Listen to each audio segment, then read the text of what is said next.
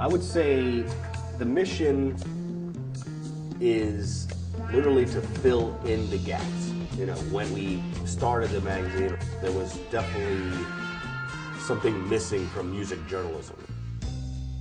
No one was even touching jazz, soul, funk, or anything like that. So what I was trying to do was essentially look at hip-hop through that lens. We were part of this audience, and we knew there is an audience out there. And we also knew people are wanting something new, something different, actually wanting something old. And that was the key. People, you know, digging for old records, and it seemed like everyone you met had old record collections.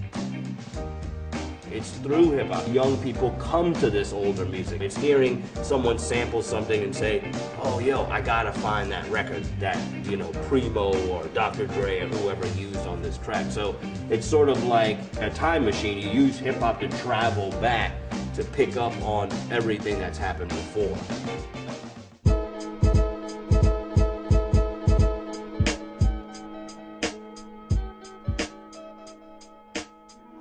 Intelligent people buy Waxpoetics magazine.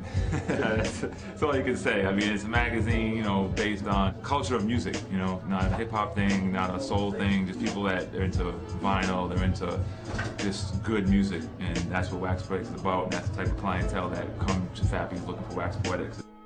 I felt like this was the first time someone's ever made a magazine dedicated to people like myself. There's a lot of people out here who want to know more about the stories behind the records that they have. I mean, every single issue that comes out has someone featured in it who's probably lingering in my collection somewhere.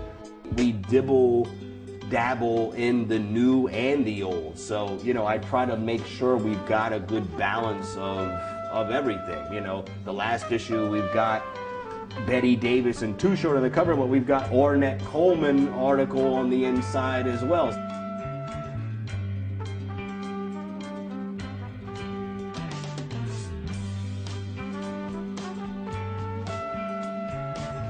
Because they're also cool. They're very vintage. They're hard to find records, and I'm really into like the cover design. Something like this, you would never see this. When you can see visually 2 pages of album covers, it's a lot easier when you're going around looking for records and you remember, oh yeah, I've seen that record. More descriptive song titles suggest Donato's comfort with musical hybrids. Lacking a name for his style of music, Donato's is a distinct sound, immediately recognizable from the first few bars of any of his tunes. He was funky back when funk was a bad word. Listen to either of his 1960s Brazilian LPs for proof. His compositions are deceptively simple, while his arrangements are harmonically complex, resulting in songs that are seemingly childlike, yet reveal their intricate details upon repeated listening.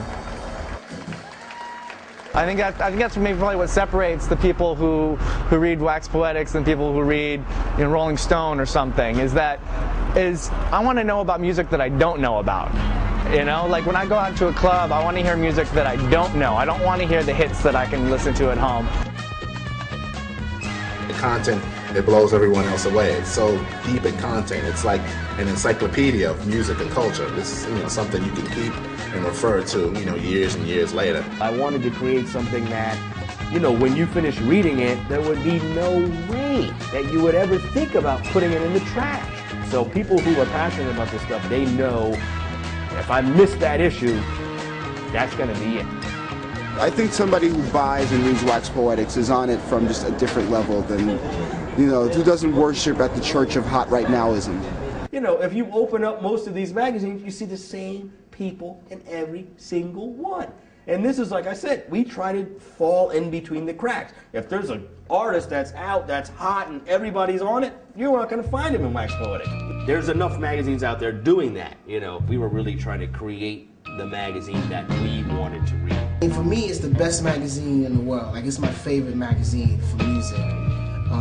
Because what it does is it kind of bridges the gap between an older generation and a newer generation. You get like people who may be in their 50s or 60s that were avid jazz collectors or soul collectors, music lovers that were buying records since the 50s, 60s, and they could get into it, as well as like the young hip hop kid who's like 18, 19, who's curious about grooves and breaks or hip hop in general. I got a letter the other day. A kid told me, I'm reading the issue. I gave it to my dad. My older brother's reading it, and then my mom stole it because she wanted to read an article. So it's like when I can attack 4 or 5 people in a family with one magazine, across generational, then I know we're on the right path. We came in to change the model, and that's sort of what we did. We said, no, you can actually have a magazine that is smart, looks nice, and advertisers will want to be a part of that audience. In another 20 years, there'll be even more people wanting to learn about this old music. It's not going to be less people. It's always going to be more people, and that's what we learn every day. Every day there's new people saying, just discovered Waxpoetics, and we're like, oh, that's interesting. People are still discovering. Well, these are 16-year-old kids. But it's like we always said, no matter what, we know what we're doing is good. So we're not going to change this.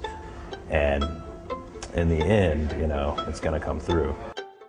I'm on a mission here. I mean, this is something that drives me every day. I'm inspired by this music, by these stories that these people tell, and some of them are not going to be around much longer. It's important that we get them now, get this thing down in print, and have it preserved for future generations. And so this is Waxpoetics. I mean, I understand from what they've gone through and some of the experiences that we've had growing up with hip hop, how this all fits together. And this is really just our way of saying, hey, thank you.